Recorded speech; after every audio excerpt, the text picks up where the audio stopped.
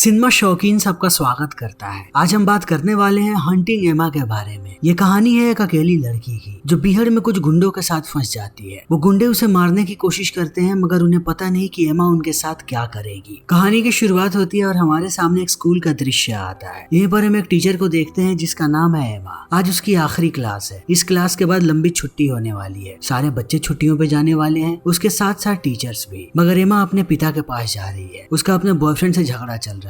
वो उसके पास नहीं जाना चाहती। थोड़ी देर के बाद वो जैसे ही रिसेप्शन पे जाती है, वहाँ की लेडी उसे एक बैकपैक देती है कैंपिंग वाली और कहती है कि ये मेरी कजन की है, वो यहीं पर भूल चुकी थी, तुम इसे अपने पास रखो। एमा अब उसे अपने पास रख लेती है। दूसरी तरफ हम गुंडों के एक समूह को देखते हैं। ये सारे लोग अपनी गाड़ियों में इलीगल चीजों को भरते हैं और लेकर के निकलने लगते हैं यहाँ से। यहीं पर हम इनके मुखिया को देखते हैं जिसका नाम है बॉसमैन। थोड़ी देर के बाद एमा ड्राइव करना शुरू कर देती है ताकि जल्दी से अपने पिता के पास पहुंच सके। जब वो रास्ते में आती है तभी उसके पिता उसे कॉल करते हैं और पूछते हैं कि वो कहाँ पर है। लोकेशन मिलते ही वो अपने फोन में टाइमर लगा लेते हैं ताकि उन्हें पता लग सके कि एमा कितनी तेजी से आगे आ रही है। वो उसके पल पल का हिसाब रखना चाहते हैं। थोड़ी दूर जाने के बाद एमा के पास उसके बॉयफ्रेंड का मैसेज आता है। मैसेज देखने के बाद वो कार रोकती है और रिप्लाई करती है। इनके झगड़े को देखने के बाद हमें पता लगता है कि इसके बॉयफ्रेंड के लाइफ में कोई और लड़की आ गई थी और इस चीज ने एमा को झकझोर करके रख दिया। तभी से इन दोनों के बीच लड़ाई चल रही है। जब इन दोनों के बीच आर्गुमेंट हो रहा था तब उसका बॉयफ्रेंड बहुत ही ज्यादा वायलेंट हो गया और उसने धक्का मार दिया एमा को। एमा को यह बात बिल्कुल भी पसंद नहीं आई। वो एक अपने लिए बॉयफ्रेंड तो चाहती है मगर बिल्कुल नॉन वायलेंट, जो बड़े ही आसानी से उसके साथ पेश आए। रिप्लाई करने के बाद वो अपनी कार से निकल पड़ती है। दूसरी तरफ हम उन सारे गुंडों को देखते हैं जो धीरे धीरे आगे बढ़ रहे हैं। थोड़ी देर के बाद एक पुलिस वाला उनकी गाड़ी को रोकता है और आता है ड्राइवर के पास। अभी पीट नाम का लड़का इस गाड़ी को चला रहा है। पुलिस वाले को देखने के बाद वो बहुत ही ज्यादा डर जाता है क्योंकि पहली बार वो कुछ ऐसा काम करने जा रहा है। पुलिस वाला पीट की तरफ देखता है और उससे कहता है कि अपना ड्राइविंग लाइसेंस दिखाओ। पीट उसे लाइसेंस देता है मगर जैसे जैसे उसकी हालत खराब हो रही है पुलिस वाले को शक होना शुरू हो जाता है। तब वो इनसे पूछता है कि तुम लोगों ने गाड़ी के पीछे क्या रखा है, मुझे दिखाओ। बॉसमैन कहता है कि कुछ भी नहीं है, हम बस दूसरे शहर में शिफ्ट हो रहे हैं, हमारे घर का ही सारा सामान है। मगर अब पुलिस वाले को शक हो चुका है। वो इनसे बार बार कहता है कि मुझे पीछे देखना है। तभी इनके बाकी साथी चले आते हैं। उन्हें पता है कि यहाँ के हालात खराब होने वाले हैं। वो बगल में अपनी गाड़ी रोकते हैं और बार बार पुलिस वाले को डिस्ट्रैक्ट करने की कोशिश करते हैं कि वो उस गाड़ी को छोड़ करके इनके पास चला है। वो उससे पूछते हैं आगे का डायरेक्शन, मगर पुलिस वाले का पूरा ध्यान इन दोनों पे है। वो कहीं और नहीं देखना चाहता। वो बार बार एक ही बात कहता है कि मुझे बताओ कि गाड़ी के पीछे क्या है। दूसरी गाड़ी में बैठे लोग जब इस चीज को देखते हैं तब वो चले आते हैं गाड़ी से बाहर। फिर पुलिस वाले का मजाक बनाते हैं ताकि वो अपना ध्यान इनकी तरफ लगाए। पुलिस वाला घूमता है और अब इनके बीच आर्ग्यूमेंट हो रहा है। पुलिस वाला इस बात को समझ जाता है कि ये सारे लोग मिले हुए हैं और कुछ न कुछ गड़बड़ करने वाले हैं। वो अपनी बंदूक निकालने लगता है। इस चीज को देखने के बाद बाकी लोग भी बंदूक निकाल लेते हैं। अब सबने एक दूसरे पर बंदूक तान करके रखा है। पुलिस वाले जैसे ही पीछे मुड़ता है, बाज नाम का आदमी सीधा हमला करता है उसके सर पे। अब पुलिस वाला बेहोश हो चुका है। फिर ये लोग उसे घसीटते हैं और घसीट करके रख लेते हैं अपनी गाड़ी के अंदर। फिर आगे बढ़ना शुरू कर देते हैं। दूसरी तरफ हम एमा को देखते हैं जिसकी गाड़ी अब बंद पड़ गई है। गाड़ी देखने के बाद उसे एहसास होता है कि उसका रेडिएटर गर्म हो चुका है, वो भी बहुत ही ज्यादा। वो बाहर आकर के अपना फोन निकालती है ताकि मदद बुला सके, मगर उसके फोन में नेटवर्क नहीं है। उसे समझ में नहीं आ रहा कि वो क्या करे। तभी उसी रास्ते पर हम उन गुंडों को देखते हैं। थोड़ी दूर आने के बाद वो रोड से नीचे आते हैं और पुलिस वाले को नीचे रख देते हैं और चारों तरफ से उसे घेर लेते हैं। इन्हें पता है कि पुलिस वाले ने इनकी शक्ल देख ली है। अगर इन लोगों ने उसे छोड़ा तो पुलिस वाला इन्हें कहीं से भी ढूंढ निकालेगा और ये लोग ऐसा नहीं चाहते। इन्हें किसी भी कीमत पर मारना है इस पुलिस वाले को, लेकिन बॉसमैन नहीं मारना चाहता उसे। वो पीट को कहता है कि ये सब कुछ तुम्हारी वजह से हुआ है। न तुम्हारे हाथ कांपते, न तुम्हें पसीना होता और न ही इस पुलिस वाले को हम पर शक होता। तो अब ये तुम्हारी जिम्मेदारी है कि तुम इसे मारोगे। बंदूक निकालो और सीधा गोली मारो इसके भेजे में। पीट अपने हाथ में बंदूक ले लेता है मगर फिर से उसका हाथ कांप रहा है। इस चीज को देखने के बाद बॉसमैन उससे पूछता है कि क्या तुमने आज से पहले कभी बंदूक चलाई है? पीट कहता है कि नहीं। तब सारे लोग हंसना शुरू कर देते हैं। बॉसमैन कहता है कि तुम्हें पूरा मौका मिलेगा। तुम्हारे पास 2 गोलियां हैं। सामने जो पत्थर नजर आ रहा है पहले उस पे 2 गोलियां चलाओ, तुम्हारी प्रैक्टिस हो जाएगी। उसके बाद सीधा गोली मारना इस पुलिस वाले के भेजे में। पीट प्रैक्टिस को शुरू कर देता है। दूसरी तरफ हम एमा को देखते हैं जिसे गोली की आवाज सुनाई पड़ती है। तब वो अपनी कार के अंदर से एक बोतल निकालती है और उसी तरफ जाने लगती है जहाँ से गोली चली है। अब पीट भी तैयार है अपने बंदूक के साथ। एमा जैसे ही आकर के देखती है उसके होश उड़ जाते हैं कि एक पुलिस वाला बीच में है और उसके अगल बगल में बहुत सारे लोग हैं जिनके हाथों में बंदूकें हैं। तभी पीट गोली चलाता है और गोली जाकर के लगती है पुलिस वाले के कंधे पे। इस चीज को देखते ही एमा डर जाती है और उसके हाथ से बोतल गिर जाता है नीचे। ये बोतल कांच की थी। नीचे टूटने के बाद बहुत बहुत आवाज आती है। आवाज को ये सारे लोग सुन लेते हैं। एमा जब देखती है कि इन लोगों ने उसे देख लिया है तब वो भागना शुरू कर देती है। वो भाग रही है और सारे गुंडे उसके पीछे भाग रहे हैं। वो ज्यादा दूर तक नहीं भाग पाती। अंत में ये लोग उसे पकड़ते हैं और उठा के लेकर के आते हैं अपने पास। जैसे ही वो लोग उसे जमीन पे पटकते हैं, बोसमैन कहता है कि अब हमें 2 लोगों को मारना पड़ेगा, पुलिस वाले को, उसके बाद इसे भी, क्योंकि इसने भी हमारी शक्ल देख ली है, इसको मारना जरूरी है। तो कौन मार रहा है इसे? इन बातों को सुनने के बाद बोयला नाम का आदमी कहता है कि जरा इसकी शक्ल देखो और इसके शरीर को, इसे ऐसे ही मार देना एकदम बेवकूफी हो। हम पहले इसके साथ मजे लेंगे और मजे लेने के बाद मार देंगे। बोसमैन को भी आइडिया अच्छा लगता है और कहता है लेकिन मेरी एक शर्त है, जो भी इसके साथ पहले मजे लेगा उसे वही मारेगा।